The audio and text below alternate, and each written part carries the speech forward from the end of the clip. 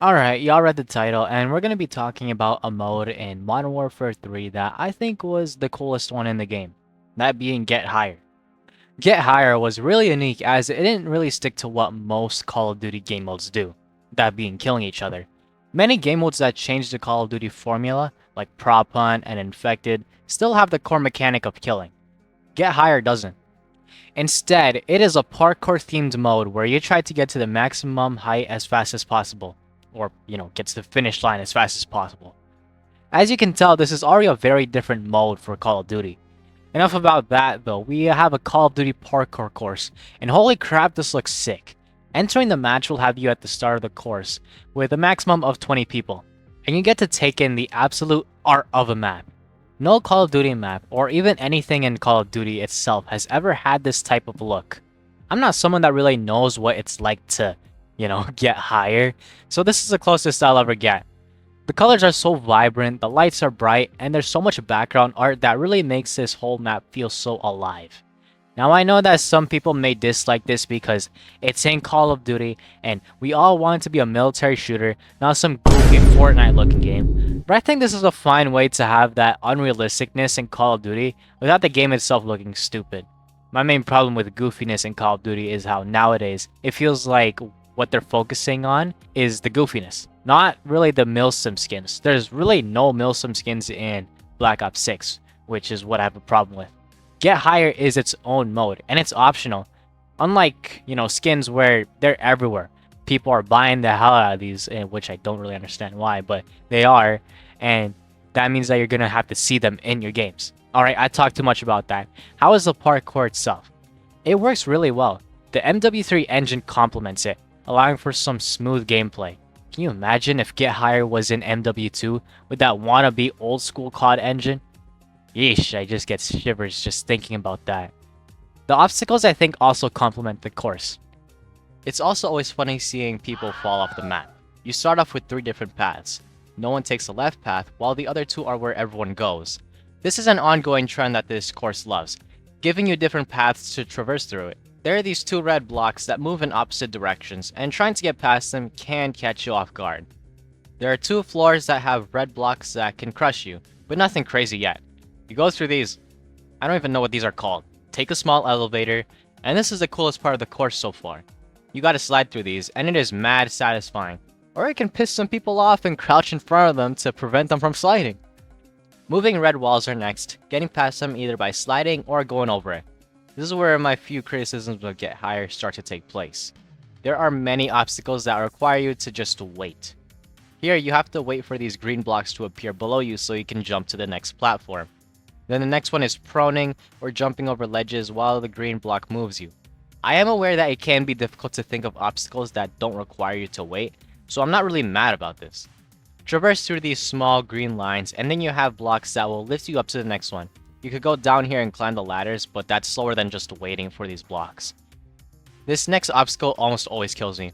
You have these red blocks trying to push you up the ledge. There's no way to tell when they're gonna move, so unless you're moving slowly, then you might get pushed off. Green blocks lift you, and then you're met with these, horizontal pillars that move either left or right with some red blocks on them. Another, wait for these blocks to get you to this location, although this one gets some points because it requires you to hang off of it. Now you're met with 2 paths. Right path seems more safe, while the left one is risky. I always take the right one because it's just easier. I'm not really that skilled at parkouring in Call of Duty. Some parkouring takes place, and then you're met with the shipment maze. There's a lot of turns here, so you can really just wander around and find the exit by accident. Now there are 2 paths and 1 shortcut. The geometry dash block path is a bit confusing, but I'm pretty sure if you learn it, then it's faster than taking the shipment container path. This one is simple, just move on. But there is a shortcut that, again, I don't really take because I fail. After that, you have this slide under section, and now I will show you a cool shortcut. Instead of going through the middle, go through the side. This is faster. Then the elevator blocks are back, and a tunnel with red blocks trying to push you appears. Now you're met with this little parkour area that has the terminal plane assets, just in the Get Higher style, which is really cool. Red blocks try to crush you, so you just wait in a safe area, then move on. These ones, I don't even know what they're trying to do. There's this hole in the middle, but it's barely a threat. Go through another plane, and then this is where things get weird. So of course you're met with another obstacle. However, there's this yellow button. Hit it and a staircase opens up. Now this doesn't seem to have anything as far as I know. I was stuck in here for I think 4 minutes. The only way I could get out was to die by the moving cylinders, which wasn't easy. It seemed like it was up to chance. Anyways, past the moving cylinders, and this is one of my favorite obstacles in the course. You have these walls moving toward you, and you get past them either by mantling over, sliding, proning, or just running through it. Using different movement text to get past an obstacle is honestly a really cool idea, and it was fun. 2 ways to get across, and I usually just take the ladder. Although the little pole you have to slide on is pretty cool. Orange blocks try to push you, and we're met with another waiting section. Wait for these ledges to pop out? Yeah. That's fun. 2 paths, and just take the safer one if you're not the best. Surprisingly, this is the first and only obstacle that requires you to shoot your gun. I know there are these little targets all over the course they can shoot at, but this one here is required. It's cool. Uses the pistol mantling mechanic that almost no one uses. Green blocks, climb ladder, and then these tight sections are back. I'd recommend taking it slow and steady, though if you're daring, then just jump to shorten the time. More waiting and moving pillars, and then I think the best obstacle in the entire course is next. Again, tight sections you have to traverse through, except this time there's an orange wall of death trying to push you. It's basically a timer that can get intense at times. The last obstacle is just these blocks that look like they're taken from friggin' Super Mario Wonder. And then you're met with the long staircase, with a message saying that you've gotten high. Yeah!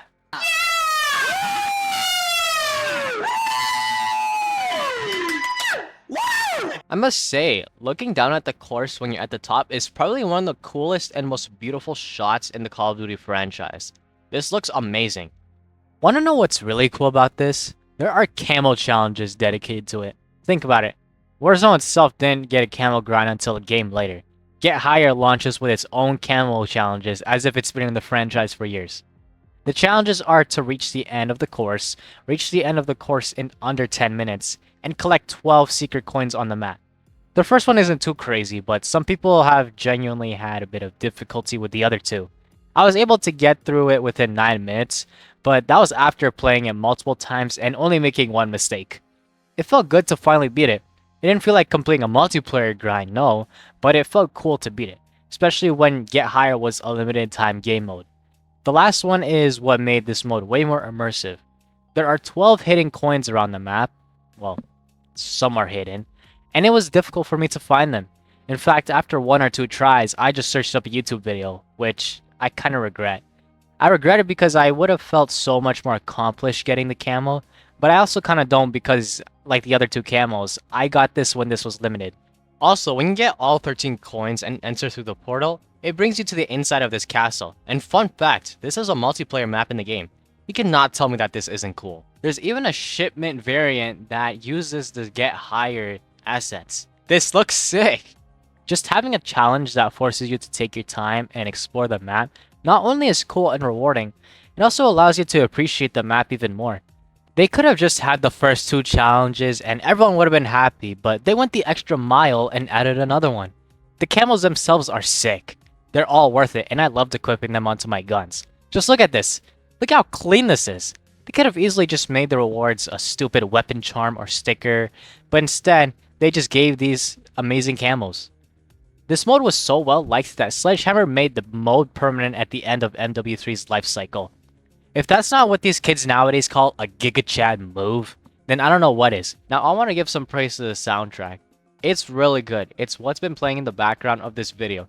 It really does match what Get Higher is. It sort of sounds like a calmer Geometry Dash music, which is exactly what should fit in this mode. It's not meant to be, insanely sweaty and all that. It's supposed to be just a chill mode that you play, and the music sounds chill. It's really nice.